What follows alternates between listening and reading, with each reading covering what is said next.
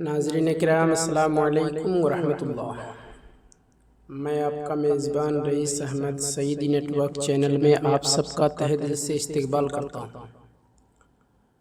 شیر خدا حضرت علی کرم اللہ وجہہ الکریم اسلام لانے والے اولین لوگوں میں سے ایک ہیں۔ آپ کی عمر مبارک 9 سال کی تھی جب محسن انسانیت صلی اللہ علیہ وآلہ وسلم کے دست مبارک پر مشرف بایمان ہوئے۔ مکی زندگی کے نشیب و فراز میں آپ دم بدم نبی اکرم صلی اللہ علیہ وسلم کے ہمراہ رہے۔ مدینہ میں داماد نبی صلی اللہ تعالیٰ علیہ وسلم کا شرف حاصل ہوا۔ متعدد معرکوں میں داد شجاعت کے باعث شیر خدا کا لقب پایا۔ خیبر کی فتح اللہ تعالیٰ نے آپ کے ہاتھ پر عطا کی۔ خلفائے راشدین رضی اللہ تعالیٰ عنہم کے دست راست رہے اور امت کے چوتھے خلیفہ کے طور پر قیامت تک مسلمان آپ کو یاد کرتے رہیں گے۔ شیر خدا حضرت علی کرم اللہ وجہہ الکریم کی ولادت بسعادت 603 عیسوی مطابق 13 رجب المرجب 32 میلادی کو ہوئی۔ یہ مدت ہجرت مدینہ سے کم و بیش 21 سال پیشتر بنتی ہے۔ علی نام رکھا گیا، ابو الحسن اور ابو تراب کنیتیں تھیں۔ والدہ حیدر یعنی شیر کہہ کر پکارتی تھی۔ مرتضیٰ اور اسد اللہ کے القابات رسول اللہ صلی اللہ تعالیٰ علیہ وسلم کی طرف سے عطا ہوئے، جبکہ امت آپ کو امیر المؤمنین کے خطاب سے یاد کرتی ہے۔ شیر خدا حضرت علی کرم اللہ وجہہ الکریم نجیب الطرفین قریشی ہاشمی تھے۔ آپ صلی اللہ علیہ وآلہ وسلم کے سگے چچا زاد بھائی تھے۔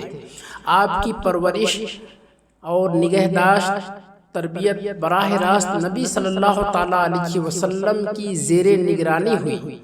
آپ کے والد ابو طالب بن عبد المطلب کثیر العیال، بہت سارے بال بچے والے اور معاشی طور پر مفلوق الحال تھے۔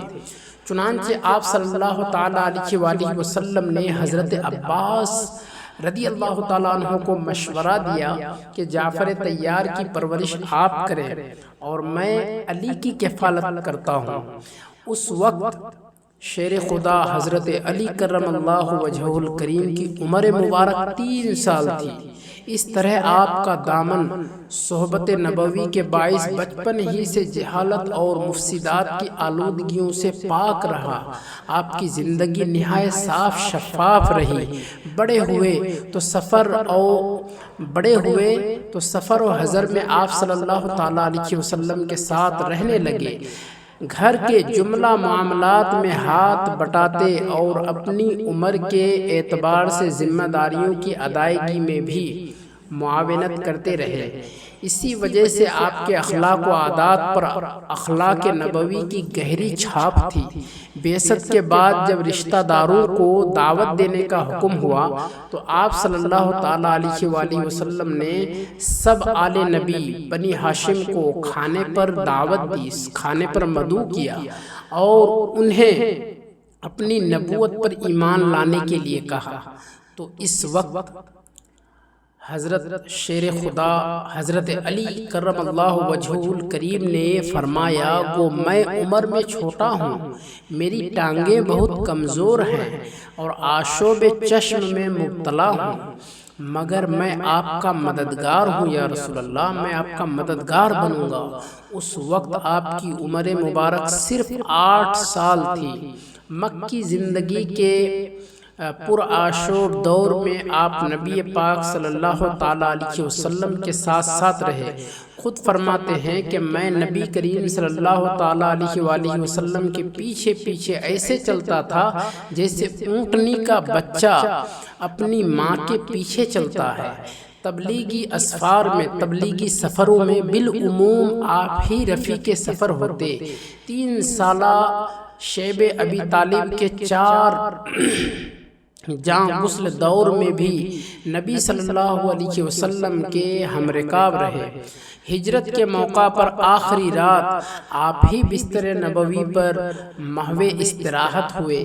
یہ گویا موت کا بستر تھا اور آپ نے حکم نبوی کے سامنے جان کی پرواہ بھی نہ کی۔ اگلے دن امانتیں لوٹا کر عازم مدینہ ہوئے، مدینہ کی جانب رخ کیے۔ آپ صلی اللہ تعالیٰ علیہ وسلم ابھی قباء کے مقام پر ہی قیام پذیر تھے کہ حضرت علی اس حال میں آپ سے ملے کہ دونوں پاؤں آبلوں سے بھرے تھے، یعنی پاؤں میں چھالے پڑ گئے تھے۔ مواخات کے موقع پر آپ صلی اللہ تعالیٰ علیہ وسلم نے اپنے آپ کو انصار میں شامل فرما کر مہاجرین میں سے شیر خدا حضرت علی کرم اللہ وجہہ الکریم کو اپنا مواخاتی بھائی قرار دیا اور فرمایا تم دنیا اور آخرت میں میرے بھائی ہو علی۔ جب آپ کی عمر مبارک 23-24 سال کی ہوئی تو آپ صلی اللہ تعالیٰ علیہ وسلم نے اپنی سب سے چھوٹی اور لاڈلی بیٹی خاتون جنت حضرت فاطمہ الزہرا رضی اللہ تعالیٰ عنہ کا نکاح آپ سے فرما دیا۔ اس طرح آپ داماد نبی صلی اللہ تعالیٰ علیہ وسلم بن کر عز و شرف میں پہلے سے اور آگے نکل گئے۔ یہ سن 2 ہجری کا واقعہ ہے دوستو۔ مدنی زندگی کے تمام غزوات میں شیر خدا حضرت علی کرم اللہ وجہہ الکریم نبی کریم صلی اللہ تعالیٰ علیہ وآلہ وسلم کے دست راست رہے۔ بدر، احد اور خندق کے معرکوں میں، جنگوں میں آپ نے عزم، ہمت اور شجاعت، جواں مردی اور بہادری کی عظیم الشان تاریخ رقم کر دی۔ صلح حدیبیہ کے معاہدہ آپ ہی نے تحریر فرمایا۔ معرکہ خیبر میں تو مرحب جیسے بدماش پہلوان سے نپٹنا صرف آپ ہی کا خاصہ تھا۔ آپ نے اس کے وار کے جواب میں ایسا وار کیا کہ جبڑوں تک اس کا سر پھٹا چلا گیا۔ آخری قلعہ کا دروازہ آپ نے اپنے دست ایمانی سے اکھاڑ کر پھینک دیا تھا۔ مکہ پر چڑھائی کے وقت جاسوسی کا خط لے جانے والی عورت کو بھی آپ نے ہی پکڑا تھا اور اس سے خط برآمد کیا۔ شیر خدا حضرت علی کرم اللہ وجہ صرف غزوہ تبوک میں شامل نہ ہوئے تھے، کیونکہ آپ صلی اللہ تعالیٰ علیہ وآلہ وسلم نے بطور جانشین آپ کو مدینہ رہنے کا حکم فرمایا تھا۔ آپ صلی اللہ علیہ وسلم نے ایک موقع پر فرمایا کہ میں علم کا شہر ہوں اور علی اس کا دروازہ ہے۔ وصال نبوی کے وقت ام المؤمنین حضرت عائشہ رضی اللہ تعالیٰ عنہا کے حجرہ مبارکہ میں حضرت علی رضی اللہ عنہ نے چند دیگر اصحاب رسول صلی اللہ علیہ وسلم کے ساتھ مل کر نبی صلی اللہ علیہ وسلم کو غسل دیا اور آپ صلی اللہ علیہ وسلم کی تجہیز و تکفین کا کام سر انجام دیا۔ وصال نبوی بالعموم تمام صحابہ کے لیے اور بالخصوص اہل بیت کے لیے کسی سانحے سے کم نہ تھا، لیکن شیر خدا حضرت علی کرم اللہ وجہ نے بڑے حوصلے، صبر اور ہمت سے اس مرحلے پر خود کو اور اہل بیت نبوی کو بخوبی سنبھالا۔ آپ خلفائے ثلاثہ یعنی حضرت ابو بکر، حضرت عمر اور حضرت عثمان رضی اللہ عنہم کے زمانوں میں ان کے دست راست رہے، ان کے دست بازو بنے رہے۔ ایران پر چڑھائی کے موقع پر شیر خدا حضرت علی کرم اللہ وجہ الکریم ہی تھے جنہوں نے حضرت عمر رضی اللہ تعالیٰ عنہ کو کسی طور پر بھی مرکز خلافت مدینہ منورہ نہ چھوڑنے کا صائب مشورہ دیے تھے۔ ایک موقع پر آپ نے خود اس کا اعتراف کیا جب ایک شخص نے سابق خلفاء کے دور میں پرامن حالات اور آپ کے دور میں حالات کی خرابی کا شکوہ کیا تو آپ نے فرمایا ہمیں مشورہ دینے والے تم ہو اور انہیں مشورہ دینے والے ہم تھے۔ جب تم جیسے مشورہ دینے والے ہوتے ہیں تو ایسے ہی فتنے ہوتے ہیں، اور جب مجھ جیسے مشورہ دینے والے ہوتے ہیں تو امن اور سکون کا زمانہ ہوتا ہے۔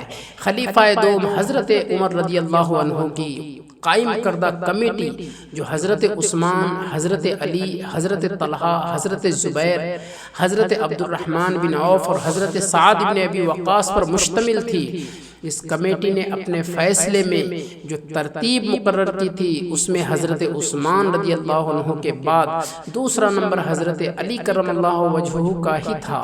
چنانچہ شہادت عثمان کے بعد 3 دن تک منصب خلافت خالی رہا، مدینہ پر بلوائیوں کا قبضہ تھا اور کوئی بھی نامور شخصیت بار خلافت اٹھانے کو تیار نہ تھی، کوئی بھی شخصیت بار خلافت اٹھانے کے لیے تیار نہ تھی۔ ان حالات میں انصار اور مہاجرین کے بزرگ جمع ہو کر حضرت علی رضی اللہ تعالیٰ عنہ کے پاس تشریف لائے اور انہیں اس منصب کے قبول کرنے کی دعوت دی۔ ابتداً آپ نے انکار کیا اور فرمایا کہ مجھے امیر کی بنسبت وزیر بننا زیادہ پسند ہے، لیکن حالات کے بگاڑ کا حل اور امت کا اجماع دونوں امور آپ کی ذات پر ہی جمع ہو رہے تھے۔ تب آپ کی ہمت عالیہ تھی جس نے اس نازک اور کڑے وقت میں 24 ذی الحجہ 25 ہجری کو امت کی باغ ڈور سنبھالنے کا فیصلہ کیا۔ شیر خدا حضرت علی کرم اللہ وجہ نے عنان اقتدار سنبھالتے ہی گزشتہ خلفائے راشدین کی سنت کے مطابق اجتماع مسلمین کے سامنے ایک خطبہ دیا۔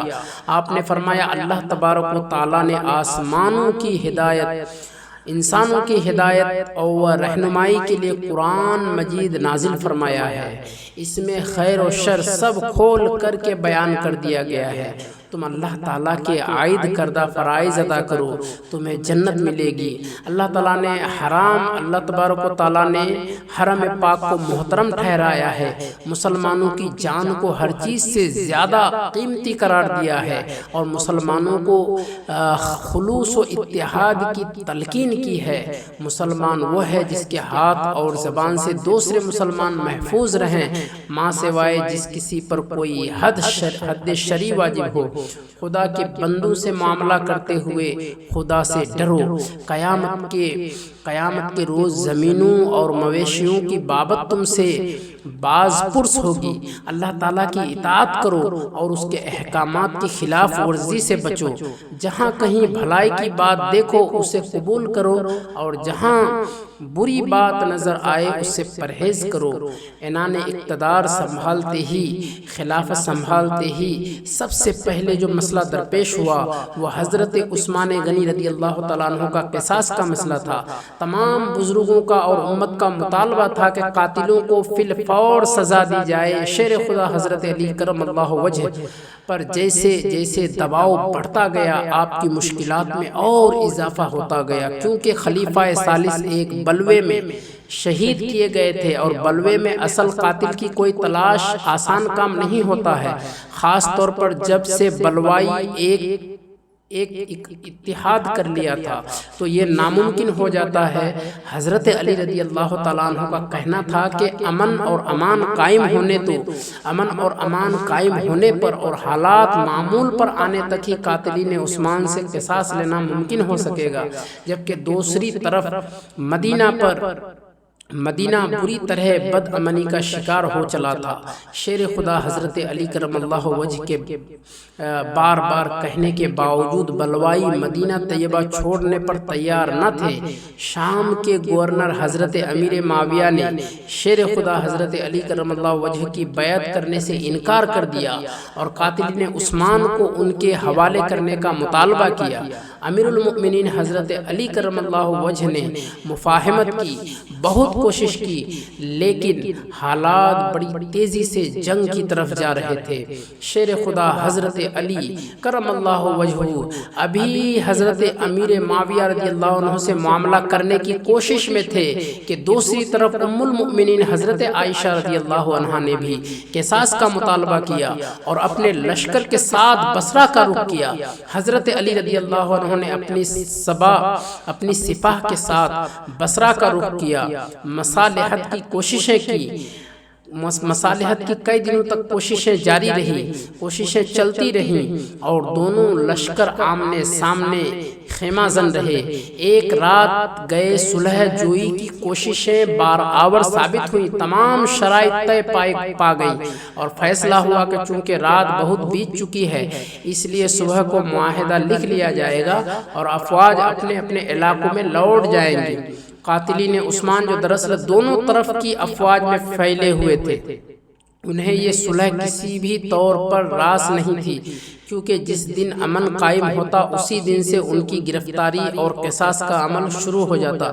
چنانچہ ایک طے شدہ پروگرام کے تحت اگلے دن دونوں طرف کے بلوائیوں نے جنگ شروع کر دی۔ قائدین سمجھ رہے تھے کہ فریق مخالف نے رات کے معاہدے کی خلاف ورزی کی ہے، لیکن حقیقت بہت مختلف تھی۔ ام المؤمنین حضرت عائشہ رضی اللہ عنہا اونٹ پر سوار تھیں، اسی لیے اس جنگ کو جنگ جمل کہتے ہیں۔ شیر خدا حضرت علی کرم اللہ وجہ نے اپنی افواج کو، اپنے فوجوں کو، اپنے لشکر کو حکم دیا کہ اونٹ کی ٹانگیں کاٹ دی جائیں۔ اونٹ کے بیٹھنے ہی سے بصرہ افواج تتر بتر ہو جائیں گے۔ ان کا پیچھا کرنے، قتل کرنے اور گرفتار کرنے سے شیر خدا حضرت علی کرم اللہ وجہ نے منع کر دیا اور بصرہ کی 40 بزرگ خواتین کے ساتھ ام المؤمنین حضرت عائشہ رضی اللہ تعالی عنہا کو مدینہ منورہ روانہ کر دیا۔ جنگ جمل کے بعد شیر خدا حضرت علی کرم اللہ وجہ نے کوفہ کو اپنا دارالحکومت بنایا اور حضرت امیر معاویہ رضی اللہ تعالیٰ عنہ کو اطاعت کی دعوت دی اور نہ ماننے پر جنگ کی دھمکی بھی دی۔ مصلحت کی بنیاد پر یہ دھمکی تھی۔ چنانچہ 36 ہجری میں دونوں فوجیں آمنے سامنے صف آرا ہو گئیں۔ یہ لڑائی جنگ صفین کہلاتی ہے، ایک طویل اور تھکا دینے والی جنگ جس کے دوران گاہے صلح کی کوششیں بھی جاری رہیں لیکن بے سود رہی۔ جب شامی افواج شکست سے دوچار ہونے لگیں تو انہوں نے نیزوں پر قرآن اٹھا لیے، معاذ اللہ قرآن اٹھا لیے کہ ہمارا تمہارا فیصلہ کتاب اللہ کرے گی۔ اس پر علوی افواج نے لڑنے سے ہاتھ کھینچ لیا۔ دونوں طرف سے ثالث مقرر ہوئے۔ دونوں نے فیصلہ کیا کہ شیر خدا حضرت علی کرم اللہ وجہ اور حضرت امیر معاویہ رضی اللہ عنہ دونوں کو معزول کر کے امت کے لیے نیا خلیفہ مقرر کیا جائے۔ اعلان کے وقت حضرت علی رضی اللہ عنہ کے ثالث حضرت ابو موسیٰ اشعری رضی اللہ عنہ نے طے شدہ فیصلے کا اعلان کیا اور حضرت امیر معاویہ رضی اللہ عنہ کے ثالث حضرت عمرو بن عاص رضی اللہ عنہ نے حضرت امیر معاویہ کو مسلمانوں کا خلیفہ قرار دے دیا۔ اس موقع پر پھر بزرگان امت درمیان میں آ گئے اور طے کیا کہ دونوں اپنے اپنے علاقوں پر حکومت کریں، کوئی دوسرے کے معاملے میں دخل نہ دے۔ چنانچہ دونوں افواج واپس چلی گئیں۔ یہ کشمکش ابھی جاری تھی کہ خوارج نے خروج کر دیا اور شیر خدا حضرت علی کرم اللہ وجہ کے لیے ایک نیا محاذ کھل گیا۔ خارجی بہت دلیر اور مضبوط عقیدے کے مالک تھے اور جنگ سے ٹلتے نہ تھے۔ ان کی یہی خوبی تھی، ان کی یہی خوے شجاعت ہی شہادت علی کا باعث بنی۔ اور ایک خارجی نے آپ پر فجر کی نماز میں حملہ کیا جس کا وار کاری ثابت ہوا اور 21 رمضان المبارک 40 ہجری کو آپ شہادت سے ہم آگوش ہوئے۔ حضرت حسن بن علی رضی اللہ تعالیٰ عنہ نے آپ کا نماز جنازہ پڑھایا اور لاش کی بے حرمتی کی خوف سے نامعلوم مقام پر دفن کیا۔ اس وقت آپ کی عمر مبارک 63 برس تھی اور مدت خلافت 4 سال اور 9 ماہ۔ آپ نے نظام خلافت میں کئی اصلاحات کی، مال کے محاسبے کے فاروقی نظام پر سختی سے عمل درآمد کروایا، رات کو شہروں کا گشت اپنا معمول بنایا اور بہت سی فوجی اصلاحات بھی کی۔ لیکن چونکہ آپ کا سارا دور شورشوں اور بغاوتوں سے بھرا ہوا تھا، اس لیے آپ کو کھل کر اپنی صلاحیتیں استعمال کرنے کا موقع نہ ملا۔ علم و فضل، امامت اور دیانت امانت اور دیانت اور زہد و تقوی آپ کی پہچان نہیں بلکہ آپ ان سب صفات جمیلہ کی پہچان ہیں۔ امت مسلمہ ہمیشہ آپ کی گرویدہ رہی ہے اور کل امت خلیفہ راشد کی حیثیت سے آپ کی پیروکار ہے۔ علماء کے مطابق صرف صرف و نحو کے علم کے بانی حضرت علی کرم اللہ وجہ ہی ہیں۔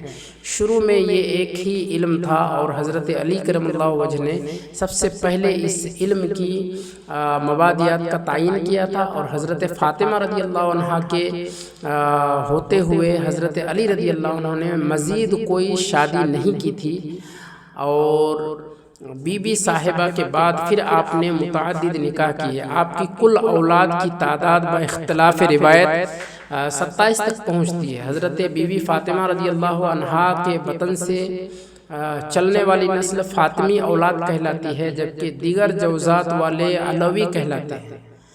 آپ کی نسل سے بعض نے حکومت بھی کی، لیکن زیادہ تر اپنے اجداد سے کسب کرتے ہوئے فقیرانہ زندگی پر قانے رہے۔ چنانچہ تصوف کے کم و بیش تمام سلسلے اولاد علی سے ہوتے ہوئے حضرت علی پر ہی ختم ہو جاتے ہیں، اور یہ حضرت کا اصل فیض ہے جو تا قیامت جاری رہے گا۔ واقعہ کربلا میں آپ کی اولاد مبارک ایک بہت بڑے سانحے سے